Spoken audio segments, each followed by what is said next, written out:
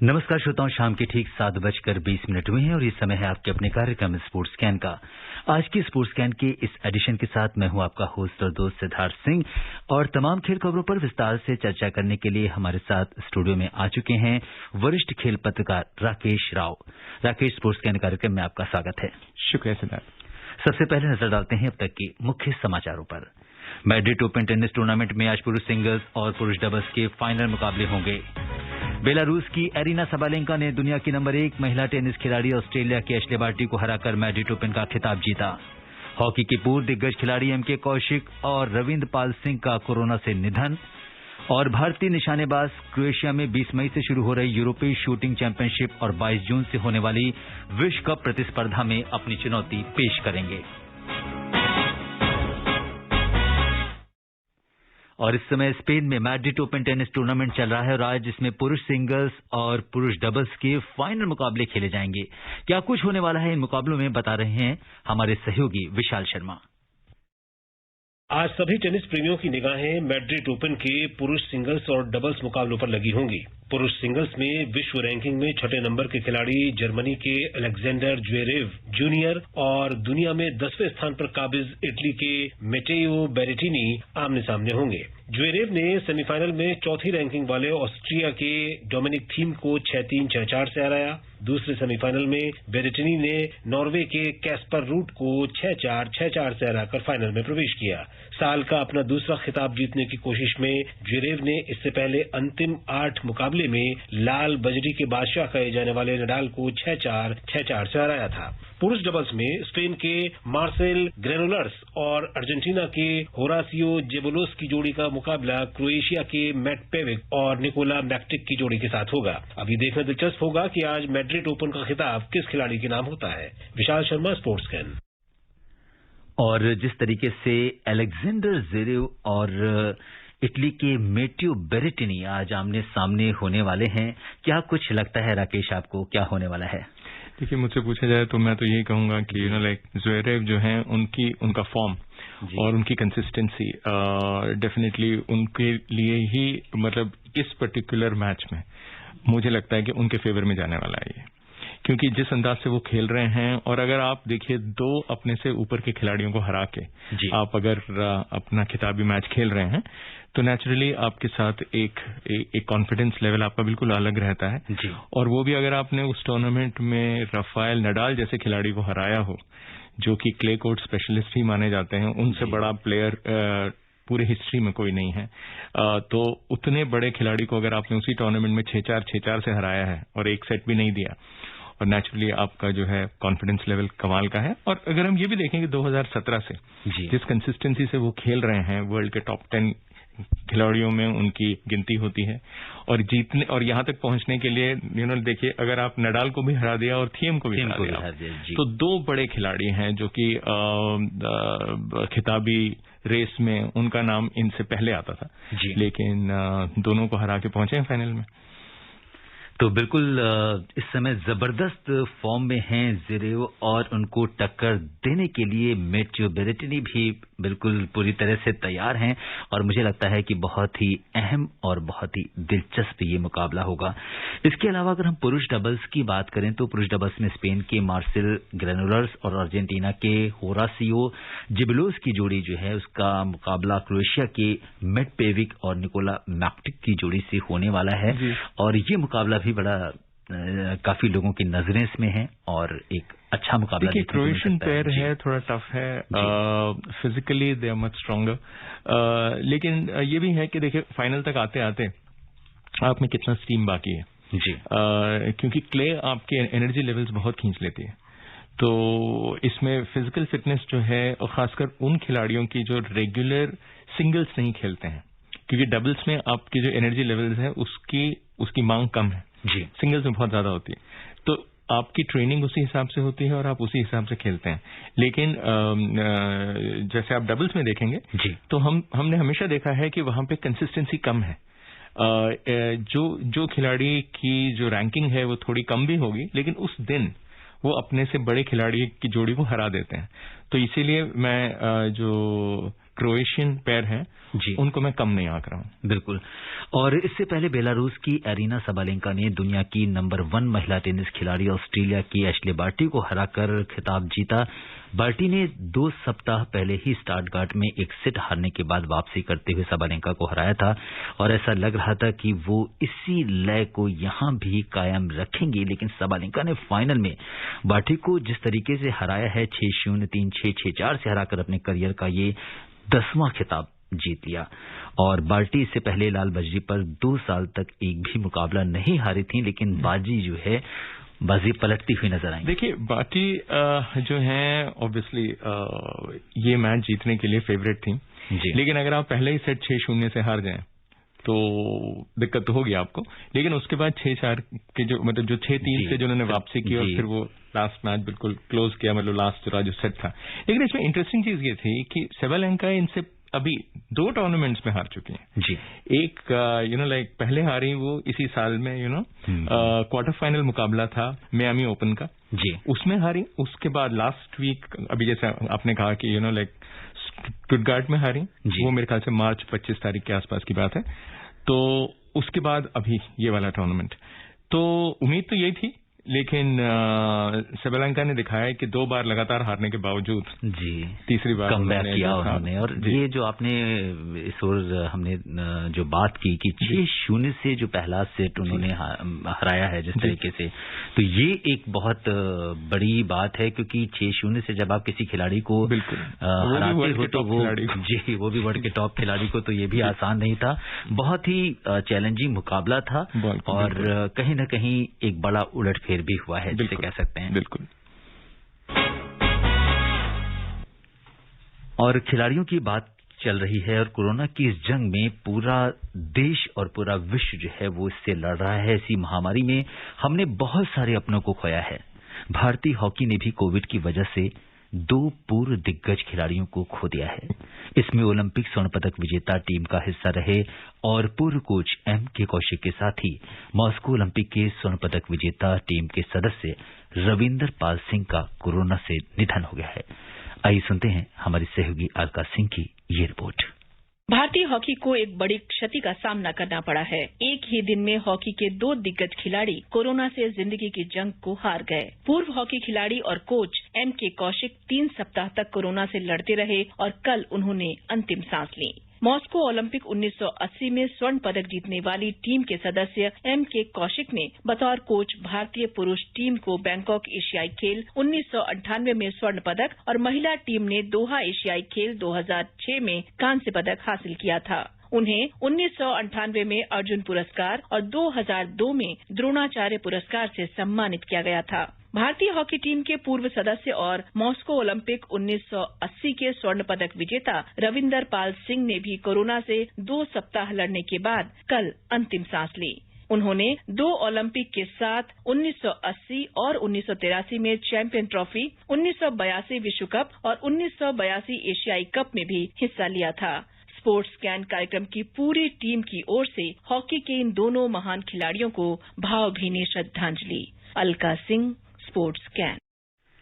जी हाँ, जिस तरीके से ये 2 खिलाड़ी जिनका भारतीय हॉकी के अगर हम देखें तो पूरे इतिहास में एक बड़ा योगदान रहा है, दोनों ही ओलंपियन रहे हैं और वो भी स्वर्ण पदक जीतने वाली टीम का जब हिस्सा आप होते हो तो, और उसके बाद बतौर कोच जिस तरह से उन्होंने कंट्रीब्यूशन दिया, क्या कुछ यादें हैं आपकी? बिल्कुल।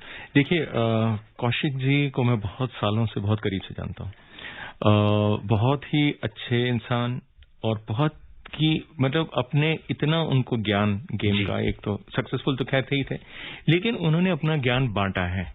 ये बहुत सारे लोगों से होता नहीं है। लोग जानते बहुत हैं, बांट नहीं पाते हैं, चाहे तो भी नहीं बांट पाते। लेकिन इनमें वो कम्युनिकेशन स्किल्स थे और इन्होंने जैसे मेन की टीम हो, विमेन की टीम हो, दोनों के साथ सबको लेके जो चलने वाली बात है और अपनी बात दूसरे तक पहुंचाने वाली जो उनमें जो स्किल था, चाहे वो खिलाड़ी के साथ हो, मीडिया के साथ हो, जो आपके अथॉरिटीज हैं उनके साथ हो, वो काफी अच्छी तरह से उन्होंने अपने आप को रखा और जो है हमेशा लोगों की हेल्प की उन्होंने। रविंदर जो है वो बिल्कुल दूसरे टाइप के इंसान, कम बोलने वाले, कम्युनिकेट कम करते, बहुत कम करते थे और कुछ सालों के बाद उन्होंने, जैसे उनका जो बेस्ट दौर था वो 1980 से लेके अबाउट 84 तक, 84 का जो ओलंपिक गेम्स था वो उनका लास्ट था जी। उसके बाद से उन्होंने कुछ टाइम के बाद हॉकी से दूर हो गए थे, वो हॉकी मैच देखना उन्होंने बंद कर दिया था। लेकिन ये था कि हॉकी फील्ड में दिखते नहीं थे वो, हालांकि आई थिंक उनको 1 या 2 बार लखनऊ में उनको सम्मानित किया गया जब वो बाहर आए, नहीं तो वो थोड़े अलग हो गए। और बिल्कुल उसके विपरीत कौशिक साहब गेम छोड़ने के बाद भी कोच बन के आए और उन्होंने किताब लिखी द गोल्डन बूट। अगर आपको याद है 98 जो एशियन गेम्स हम जीते, 32 साल के बाद इंडिया जाके एशियन गेम्स में गोल्ड मेडल जीता, उसके बाद उनको कोच की पदवी से हटा दिया गया। फिर उन्होंने वो किताब लिखी है the golden boot, because he said I was booted out, किसी ने मुझे लात मार के अपनी टीम, मतलब मुझे मेरी जगह से हटा दिया था। तो वो बहुत दुख था उनको उस बात का। उसके बाद उन्होंने वो किताब लिखी जो कि आज तक मानी जाती है कि इंडियन हॉकी में इतनी सच्चाई से किसी ने कोई किताब लिखी नहीं है। तो उनका योगदान जो है बहुत बहुत ही like in terms of share contribution, हम जैसे बात करेंगे एज अ कोच उनको सरकार ने द्रोणाचार्य अवार्ड भी दिया, सम्मानित किया बाद में, लेकिन पहले हॉकी संघ ने उनके साथ जो किया वो अच्छा नहीं किया, लेकिन उसके बाद सब ठीक हो गया। और उन्होंने अपनी जिंदगी में काफी अप्स एंड डाउन्स देखे, बहुत इवेंटफुल उनकी जिंदगी रही, बहुत ही एक्टिव और बहुत एक्टिव। और जब ये कोविड का, मुझे याद आ रहा है कि जब ये कोविड का जब शुरू हुआ था और बीच में कुछ दिनों के लिए हमने स्पोर्ट्स कैन कार्यक्रम को भी दोबारा से स्टार्ट किया, इसकी टाइमिंग भी बढ़ाई, तो उसकी जो शुरुआती हमारे जो कार्यक्रम थे, तो एक बार कार्यक्रम के दौरान उनकी बाइट लेने का हमें मौका भी मिला कि किस तरीके से क्या कुछ चल रहा है। इस समय जब प्लेयर्स घर पे हैं तो उस समय किन परेशानियों में, जब आप आउट ऑफ ग्राउंड होते हो तो किस तरीके से आप घर पे रहते हुए अपने आप को फिट रखना एक बड़ी चुनौती खिलाड़ियों के लिए। और इनफैक्ट वो तब भी चुनौती थी और आज भी वो चुनौती बहुत बड़ी है, क्योंकि इस तरह की पैंडेमिक में घर पे रहकर अपने आप को सुरक्षित रखना, अपने आप को फिट रखना, क्योंकि आज नहीं तो कल वो टूर्नामेंट सारे हो ही रहे हैं। तो ये इस पर भी उनसे चर्चा हुई थी। तो आज हमारे बीच नहीं है, लेकिन मुझे लगता है कि बहुत सारी चीजें जो उन्होंने इंडियन हॉकी को दी हैं वो हमेशा जीवित रहेंगी और हमेशा उन्हें याद किया जाएगा। एक चीज है, बहुत कम खिलाड़ी ऐसे होते हैं जो अपने ज्ञान को डॉक्यूमेंट करके जाते हैं किसी किताब में या कुछ, इन्होंने कम से कम वो किया है, तो ये उनका बहुत बड़ा योगदान है। जी बिल्कुल। और इसके साथ ही कोलकाता नाइट राइडर्स के गेंदबाज एम प्रसिद्ध कृष्णा वो भी कोरोना से संक्रमित हो गए हैं। हालांकि 3 सप्ताह बाद शुरू हो रहे इंग्लैंड दौरे पर उनके जाने की संभावना बनी हुई है, क्योंकि वे पिछले 2 दिनों से बुखार के बाद ठीक महसूस कर रहे हैं। इसके अलावा 3 अन्य खिलाड़ी वरुण चक्रवर्ती, संदीप वॉरियर और न्यूजीलैंड के टिम सिफोर्ड भी कोरोना संक्रमित घोषित किए गए हैं। और अगर हम देखें तो आईपीएल में बहुत सारे खिलाड़ी, चूंकि ये इस तरह की खबरें आ रही हैं और काफी खिलाड़ी इस समय जो है संक्रमित भी हैं, तो टूर्नामेंट को भी अभी फिलहाल टाल दिया गया है। तो ये है कि उम्मीद करते हैं कि जल्दी से सब कुछ ठीक हो और ये शुरुआत की जाए। देखिए, शुरुआत का तो यह है कि अभी तो ये प्लेयर्स तो अपनी जगह हैं, रिकवरी इनकी होगी जी। और सुनने में आया है कि श्रीलंका इंटरेस्ट दिखा रहा है कि जो गेम बच गए हैं जी, क्योंकि अभी हम 7 मैच काफी टीमें खेल चुकी हैं और 8वां मैच सिर्फ 1 या 2 टीमें खेली हैं, तो उसके बाद का जो रिमेनिंग ये जो सेकंड हाफ है टूर्नामेंट का, वो श्रीलंका इंटरेस्ट दिखा रहा है कि अगर आप सही ये अगर हम आपको एक सिक्योर वो दे दें तो क्या आप यहाँ पे लेके आएंगे आईपीएल। तो वो एक बात और हो रही है, लेकिन अभी उसमें वक्त है जी, उसमें भी टाइम लगेगा। और इस समय बहुत सारी चीजें ऑनलाइन चल रही हैं और उसमें से एक शतरंज भी है। बी आदिबान और अर्जुन इरग्यासी ने इंडियन क्वालिफायर के ऑनलाइन प्रतियोगिता के फाइनल में प्रवेश कर लिया है। सेमीफाइनल में आदिबान ने वर्तमान राष्ट्रीय चैंपियन अरविंद चिदम्बरम को 1.5 के मुकाबले 2.5 अंक से हराया और दूसरे सेमीफाइनल में अर्जुन ने डी गुकेश को 3-1 से हराया। तो इस पर आपने बहुत करीब से इसको कवर भी किया, इस टूर्नामेंट को, क्या कुछ कहेंगे? ये देखिए, ये सिद्धार्थ जी, ये जो टूर्नामेंट है ये काफी बड़ा टूर्नामेंट है। ये लोगों को उतना शायद उसका ज्ञान नहीं है, तो मैं उसको संक्षिप्त में जरा मैं बताना चाहूंगा कि वर्ल्ड में जैसे बाकी सारे गेम्स, जैसे अभी हमने कहा कि कोरोना के चलते नहीं हो पा रहे हैं, शतरंज एक ऐसा गेम है जो ऑनलाइन अभी भी एक्टिव है और उसमें वर्ल्ड के टॉप प्लेयर्स खेल रहे हैं। जो उसका जो मेन टूर है वो $1.5 मिलियन का टूर है जो चल रहा है। उसके जो टूर्नामेंट्स अभी तक 5 टूर्नामेंट हो चुके हैं। जो 6ठा टूर्नामेंट है उसके लिए इस टूर्नामेंट के ये जो 2 खिलाड़ी हैं जो आज फाइनल में पहुंचे हैं अब से कुछ देर पहले जी, ये दोनों क्वालिफाई कर गए हैं अगला टूर्नामेंट खेलने के लिए, इसलिए इसको बोला गया इंडियन क्वालिफायर। इंडिया के 16 खिलाड़ी इसमें खेले जी, और ये 2 लोग अभी कुछ देर पहले इन्होंने अपने सेमीफाइनल मुकाबले जीते। तो ये इसका सिग्निफिकेंस है कि अब ये लोग वर्ल्ड चैंपियन वगैरह जो हैं, मैग्नस कार्लसन और ये उनके साथ ये खेलेंगे जाके। तो ये बहुत बड़ा अवसर है इनके लिए। और ये जो टूर्नामेंट है ये रैपिड उसमें चल रहा है। रैपिड मतलब कि दोनों खिलाड़ियों के पास 15-15 मिनट होते हैं जी, और 10-10 सेकंड का इंक्रीमेंट होता है जैसे वो एक चाल खेलते हैं। तो आधे घंटे में 35 मिनट में ये गेम खत्म हो जाता है एक। तो ये बेस्ट ऑफ 4 गेम्स होते हैं, 4 में जिसके 2.5 अंक हो गए वो जीत गया। तो जैसे हुआ अरविंद चिदम्बरम ने काफी अच्छा मुकाबला किया। अधिमान टॉप सीड है, उन्होंने पहले 3 मुकाबले ड्रॉ रखे और चौथा हार गए, इसलिए अधिमान को 2.5 वाला जो अंक है वो वहां पे पहुंचे। गुकेश पहला मुकाबला जीते और अगले 3 हार गए। तो अर्जुन इर्ग्यासी बहुत अच्छा खेले यहाँ पे और किसी से उम्मीद नहीं थी कि अर्जुन इर्ग्यासी इतना अच्छा खेलेंगे। उनसे लग रहा था कि फर्स्ट राउंड में शायद हार जाएंगे, अभी देखिए फाइनल खेल रहे हैं। बिल्कुल, तो ये टैलेंट है कमाल का और ये अब जाके वर्ल्ड चैंपियन से खेलने वाले हैं। तो सोचिए कितना बड़ा अवसर मिला। बिल्कुल, और इस कोविड पीरियड में जिस तरह से ऑनलाइन शतरंज बहुत बड़ा सक्सेसफुल भी रहा है, बहुत सक्सेसफुल रहा है। मिलियंस जो लोग खेल रहे हैं, इसके जो ऑनलाइन जो पॉपुलैरिटी है वो इंक्रीज हुई है। और पूरा जो शतरंज का खेल है उसको जो फायदा मेरे ख्याल से कोविड में हुआ है नेगेटिव, आई मीन नॉर्मली लोग कहते हैं नुकसान हो गया है, बट यहाँ पे शतरंज को उल्टा फायदा हुआ है कि लोग अपने घर के अच्छे माहौल में वहीं से वो लोग खेले और पूरा मतलब पैसा भी है और एक्सपोजर भी है और कवरेज जो है जो इनकी ऑनलाइन जो है कमाल की है जी। क्रोएशिया में 11 मई से शुरू हो रहे निशानेबाजी प्रशिक्षण में शामिल हो रहे 13 भारतीय निशानेबाजों का दल क्रोएशिया में 20 मई से शुरू हो रही यूरोपीय शूटिंग चैंपियनशिप और 22 जून से होने वाली विश्व कप प्रतिस्पर्धा में भी हिस्सा लेगी। इसके बाद ये खिलाड़ी 23 जुलाई से शुरू हो रहे टोक्यो ओलंपिक में शामिल होंगे। तो अभी अगर हम बात करें तो जो प्रशिक्षण है वो तो 11 मई से हो रहा है। इसके अलावा यूरोपीय शूटिंग चैंपियनशिप, इसके लिए भी हमारे खिलाड़ी बड़ा इंटरेस्टिंग न्यूज लिया आपने, क्योंकि ये किसी स्पोर्ट में ऐसा नहीं है कि इंडियन गवर्नमेंट, जो sports authority of India, ministry और एनआरएआई, इन तीनों ने मिलकर ये डिसीजन लिया है कि आप पहले जाइए, पहले वहां ट्रेन कीजिए, क्योंकि देखिए क्वारंटाइन रूल्स हर जगह है, आप कहीं भी जाके सीधा नहीं खेल सकते हैं, इसलिए उनको पहले भेजा जा रहा है। उसके बाद देखिए ये 2 महीने बाहर है, अब ये इंडिया नहीं आ रहे हैं बीच में, अब ये वहां जाएंगे और कोशिश ये की जाएगी कि आना जाना ना हो। अगर कुछ ऐसे सर्कमस्टेंसेस होते हैं जब वापस आना पड़े तभी आएंगे, नहीं तो ये टीम अभी निकल गई है क्योंकि ये सीधा ओलंपिक्स के लिए जाएगी। तो बहुत खर्चा है इसमें, इतने महीने इनको बाहर रखने का और शूटिंग का, लेकिन अभी कोशिश यही कर रहे हैं कि ये वापस ना आए और अच्छे फॉर्म में रहें और वहीं से निकलें। लेकिन इसमें दुख की बात यह है कि प्लेयर्स उतने एक्साइटेड नहीं है, क्योंकि वो किन सर्कमस्टेंसेस में उनको नहीं मालूम। तो बड़ा एक 50-50 वाला मामला था कि लोग चाह रहे थे कि जाएं, खिलाड़ी उतने इंटरेस्टेड नहीं थे कि हम इतने टाइम क्यों बाहर रहें। लेकिन आजकल के हालात कुछ ऐसे हैं कि आपको कुछ डिफिकल्ट डिसीजंस लेने पड़ते हैं।